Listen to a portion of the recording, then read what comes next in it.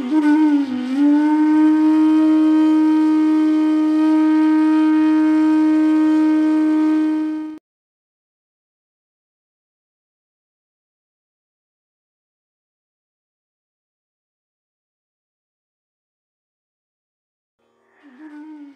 સાખીમાં એક જ વસ્તુ કે છે,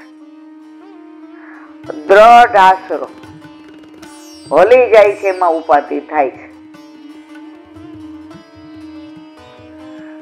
વિશ્વાસ પૂરેપૂરો. એક જંગલમાં ગુરુ શિષ્ય જતા હતા. હવે તરસ લઈ ગઈ તો એક ઝૂંપડીમાં દીવો બળતો હતો. એટલે શિષ્ય કીધું, ગુરુદેવ હાલો, ત્યાં પાણી મળી રહેશે. એ કે હાલ. હવે હાંજ પડવા આવી હતી એટલે ગુરુદેવે કીધું, ઉતાવળ રાખજો, હજી ગામ દેખાતું નથી. પછી આ જંગલમાં વાઘવરુ સિંહ ફાડી ખાય એનો વાંધો નહીં, પણ અધૂરા મૂકે ને તો આપણી જિંદગી બગડી જાય. એટલે બહુ વાતો ન કરતો કે હારું ગુરુદેવ જેવી આપની આજ્ઞા. એ કે હાલ ને તાર ભેગો જાવ, તું લઈ આવ ને વળી આપે. ત્યાં ગયા. એટલી રળિયામણી ચોખ્ખી એની કુટીર હતી ને, બે માણસ પોતે ને છોકરાઓ, સાસુ સસરા, રોટલા થતા હતા. ટીપીને શાક ને ખીચડી થઈ ગયા હતા અને ભેંસ દોવાતી હતી બહાર. એટલે જઈને પૂછ્યું, પાણી પાશો? અરે એ કે અમારા ઘરે અહીંયા જંગલમાં પરોણા બહુ ઓછા આવે.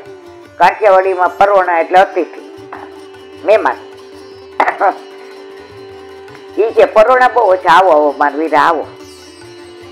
એટલે જોયું તો કે અરે આ તો સન્યાસી મહારાજ છે, સાધુ મહારાજ છે. લાજ કાઢી લીધી, જળ દીધું. એટલે ગુરુજીએ કીધું, હવે એ કે એમ રોટલો ખાધા વિના થોડું જોઈએ, પરોણા ટાઈમ જુઓ, રોટલા તૈયાર છે. આ માખણનું દડબું ને દહીં ને દૂધ આ દોવે ફીણ હોતું, અને આ શાક ખીચડી. હવે તમે પ્રસાદ લઈ જાઓ. હવે જમે તો અંધારું થઈ ગયું તું, મોડું થઈ જાય. ધરાઈને ખાધું, હવે હાલવાનું ત્રેવડ ન રહે. એટલે ઓલા ભાઈએ કીધું, ગાય દોતા દોતા, એ કે મહારાજ અહીંયા હોઈ ગયો, હવે સવારે જાજો. એટલે રાતના કે તમારે શું ધંધો કરો? એ કે એટલી જમીન છે, વાડી છે, પણ કાંઈ નથી કરતા. આ ભેંસ બાર છે ને, એને રચકો ખવાય એટલું આજુબાજુ થાય. એનું દૂધ ઘરમાં વપરાય, ઘી થાય, બાકીનું વેચી નાખીએ ગામમાં જઈને. જે ટકા આવે એમાંથી આ બધી ખાવાની વસ્તુ લાવીએ. ખેતી મજૂરી કોણ કરે? આમાં અમારે ગુજરાત ના લે, અમને સંતોષ. એ કે ખેતી કરો, ખેડો બેડો, આટલી જમીન છે, તમારે વ્યવસ્થિત બધું થઈ જશે. એ કેવી મજૂરી કોણ કરે? હવે સવારે બધા હોતા હતા, શિષ્યને કોણી મારી, હાલો. એ કે નાય તો ચા રોટ. એ કે ઉભો થાતું, આ ભેંસ છોડી લે. આનું શિષ્ય કે શું થયું મહારાજ?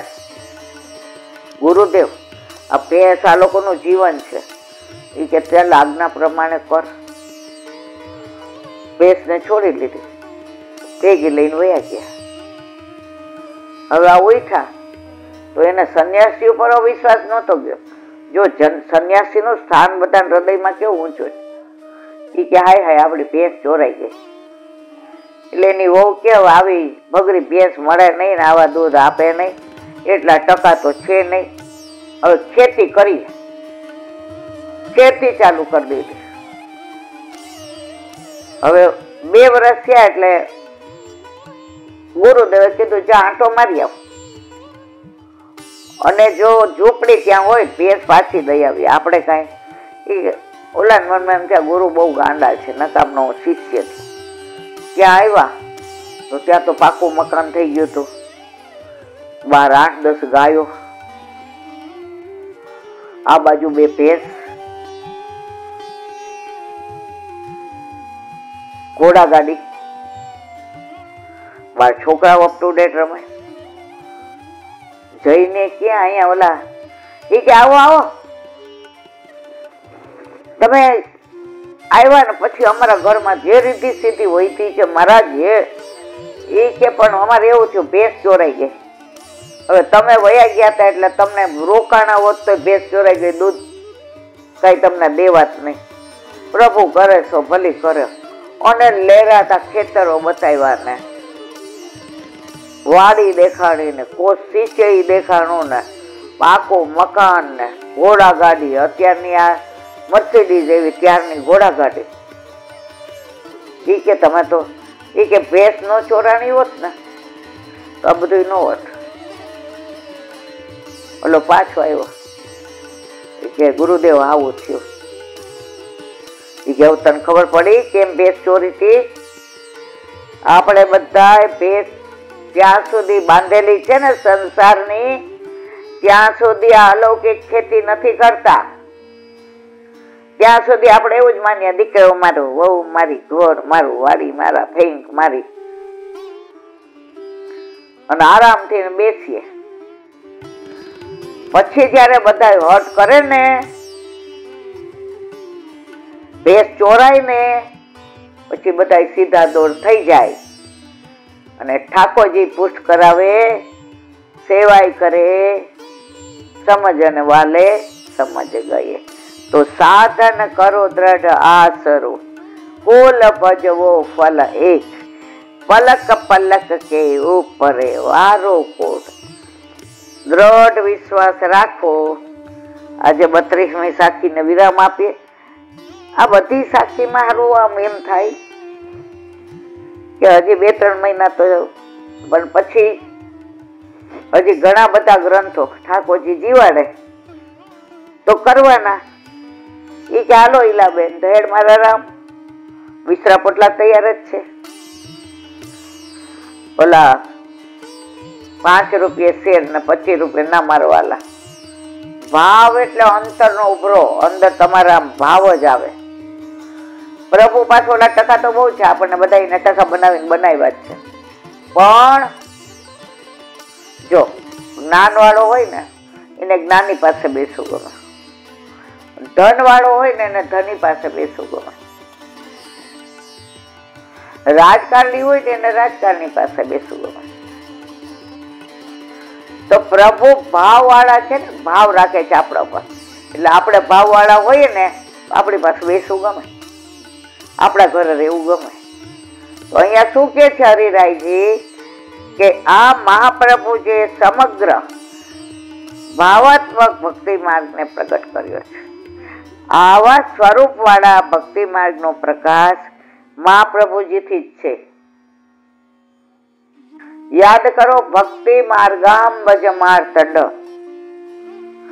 સર્વોત્તમ સ્તોત્રમાં એક નામ વલ્લભનું ભક્તિ માર્ગના સૂર્ય કીધા છે.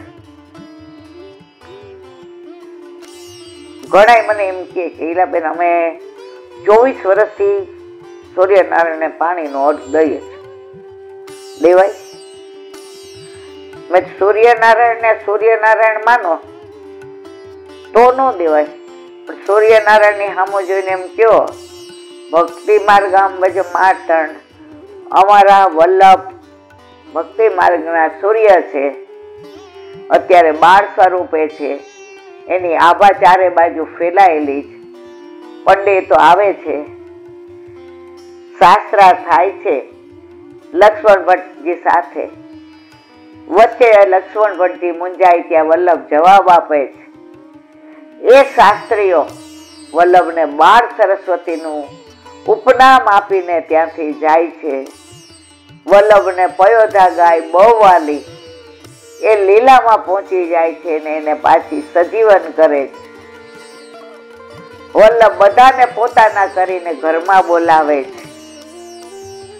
આ મારો બાળ વલ્લભ ચારે બાજુ એના ભક્તિ માર્ગની ચાંદની છાઈ રહી છે, અને આ ઉષા ખીલી છે એની અંદર મારા વલ્લભના સ્વરૂપના દર્શન થાય છે તો તમે બધું કરી શકો. ભાવ વલ્લભે જો ઉપર જ હરિરાયે કીધું, વલ્લભે ભાવાત્મક માર્ગ પ્રગટ કર્યો છો મારા વાલા. આખો માર્ગ ભાવ ભાવના ઉપર છે. એ પૂર્વે ભક્તિ માર્ગ ભૂતળ ઉપર હતો, પરંતુ જે સ્વરૂપ વાળો ભક્તિ માર્ગ જોઈએ તેવો તો ન જ હતો, અપ્રકટ હતો. તેને વલ્લભે પ્રગટ કર્યો.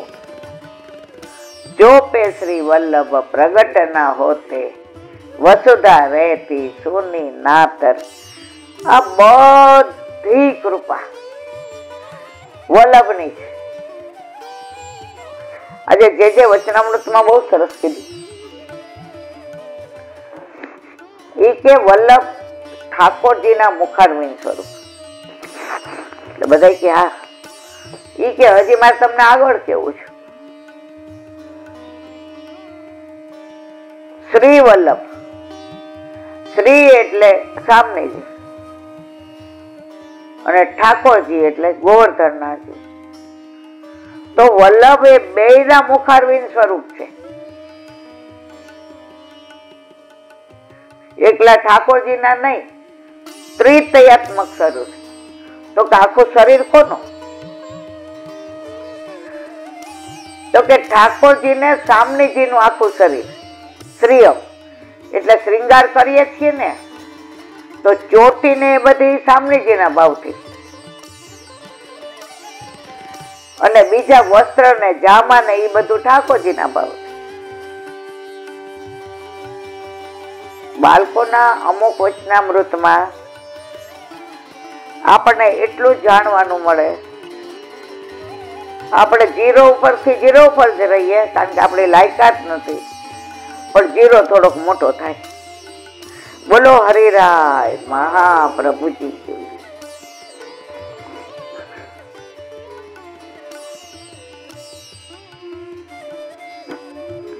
વલ્લભાધીશ સુમતિનીજીનું પાન વલ્લભ કરાવે તો થાય, અને સ્પર્શ કરવો આપણા બસની. કાલે આપણે વેદોના 4 ભાગ કર્યા. પેલ ઋષિ ને, જૈમિની ઋષિ ને, સુમંત ઋષિ ને, પાછા એમના કેટલાય પેટા વિભાગ કર્યા. હવે એનું આગળ વિવરણ.